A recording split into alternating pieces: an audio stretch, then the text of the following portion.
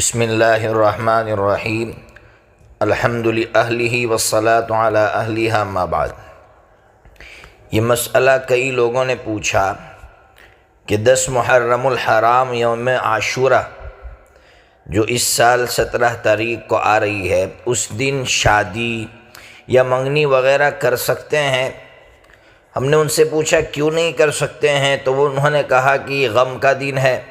جب غم کا دن ہے تو خوشی نہیں منا سکتے ہیں۔ تو جواب سمجھیے، سب سے پہلے تو اسلام میں اگر کوئی غم کا واقعہ پیش آیا ہو تو اس پر صدمہ زیادہ سے زیادہ 3 دن تک ہو سکتا ہے، 3 دن تک غم منایا جا سکتا ہے،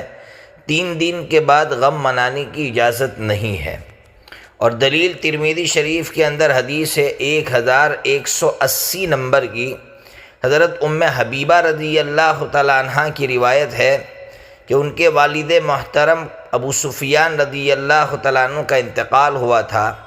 تو انہوں نے خوشبو منگوائی اور اپنی گال پر یا اپنے جسم کے کسی حصے پر وہ خوشبو لگائی، اور پھر کہا کہ مجھے خوشبو کی کوئی ضرورت نہیں تھی، میں نے صرف اس لیے لگائی کہ میں نے نبی پاک صلی اللہ تعالیٰ علیہ وسلم سے یہ سنا ہے کہ جو عورت یا جو مرد اللہ پر اور آخرت کے دن پر ایمان رکھتا ہو، اس کے لیے جائز نہیں ہے کہ وہ 3 دن سے زیادہ کسی پر سوگ منائے۔ ہاں، صرف بیوی کے لیے ہے کہ اس کے شوہر کے انتقال کے بعد وہ 4 مہینہ 10 دن تک سوگ منائے، باقی اس کے علاوہ کسی کے لیے اجازت نہیں ہے، کسی کے لیے جائز نہیں ہے۔ اس لیے اگر یہ واقعہ پیش بھی آیا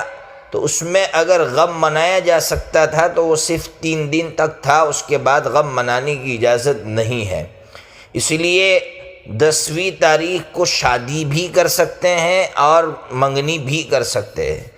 ایک اہم بات اسلامی مزاج جو میں آپ کو سمجھانا چاہتا ہوں، میں تاریخ کی کتاب پڑھ رہا تھا الاعلام جو علامہ زرکلی رحمۃ اللہ علیہ کی ہے، اس کی جلد نمبر 5 ہے، صفحہ نمبر 130 ہے۔ اس میں عجیب بات ملی کہ حضرت سیدنا حسین رضی اللہ تعالیٰ عنہ کی جو صاحبزادی تھی، ان کا نام تھا فاطمہ رحمۃ اللہ علیہا۔ کربلا کا جو واقعہ پیش آیا اس میں یہ موجود تھی، تو کربلا سے جب ان کو ملک شام لے جایا گیا اور پھر وہاں سے مدینہ پہنچایا گیا، اس کے بعد حضرت فاطمہ رحمۃ اللہ علیہا کا جو حضرت سیدنا حسین رضی اللہ تعالیٰ عنہ کی صاحبزادی تھی، ان کا نکاح ہوا ہے چچا زاد بھائی سے، حضرت حسن مصنع رحمۃ اللہ علیہ سے، یعنی حضرت حسن مصنع حضرت سیدنا حسن رضی اللہ تعالیٰ عنہ کے صاحبزادے ہیں، ان کے ساتھ ان کا نکاح مدینہ منورہ میں پہنچنے کے بعد ہوا ہے۔ آپ اندازہ لگائیے ان پر کیسا صدمہ طاری ہوگا، اور ان کے سامنے یہ واقعہ پیش آیا کہ ان کے سامنے والد محترم کو ذبح کیا گیا، بھائیوں کو ذبح کیا گیا، چچا زاد بھائیوں کو ذبح کیا گیا، اس کے باوجود ان کی زندگیاں نہیں رکی، انہوں نے شادی بھی کی۔ اس لیے اسلام اس کا نام نہیں ہے۔ اس لیے ہمارے یہاں یہ عجیب و غریب بلا ہے کہ جو ہے عید کا دن آیا، کسی کا انتقال ہوا تھا تو لوگ سوگ منانے لگتے ہیں، شادیاں نہیں کرتے ہیں۔ سوگ منانے کی اجازت صرف 3 دن ہے، 3 دن کے بعد سوگ منانے کی اجازت نہیں ہے۔ 3 دن کے بعد ہمیں اپنی زندگیوں کو آگے بڑھانا چاہیے، شادیاں کرنا چاہیے، اس نیت سے کرنا چاہیے کہ اللہ تبارک و تعالیٰ اس شادی کے ذریعے سے حضرت سیدنا حسین رضی اللہ تعالیٰ جیسے سپوت پیدا کریں گے۔